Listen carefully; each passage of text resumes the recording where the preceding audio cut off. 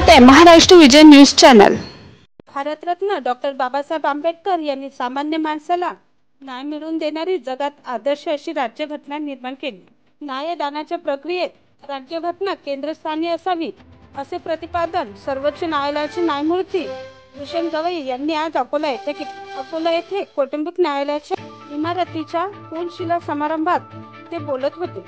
अकोला येथील कौटुंबिक न्यायालय इमारतीचा कोनशिला समारंभ न्यायमूर्ती श्री भूषण गवई यांच्या हस्ते झाला, त्यावेळी ते बोलत होते।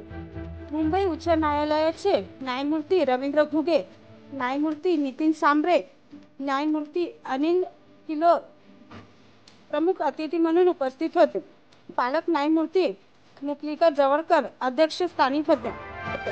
न्यायमूर्ती संजय मेहरे, न्यायमूर्ती एस शिवराज, न्यायमूर्ती शिवराज खोब्रागडे, न्यायमूर्ती अभय वाघवासे, प्रमुख जिल्हा व सत्र न्यायाधीश अद्वैत क्षीरसागर, न्यायाधीश शुभदा ठाकरे, वकील संघाचे अध्यक्ष ॲडव्होकेट प्रवीण तायडे, नीतितज्ञ ॲडव्होकेट मोतीसिंग मोहता उपस्थित होते।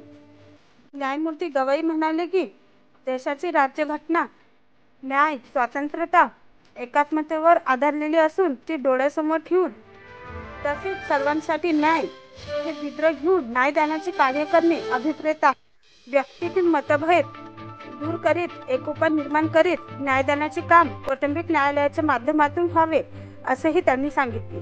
न्यायालयात डॉक्टर बाबासाहेब आंबेडकर यांच्या तैलचित्राचे व भारतीय राज्यघटनेच्या उद्देशिकेचे अनावरण यावेळी मान्यवरांच्या हस्ते झाले।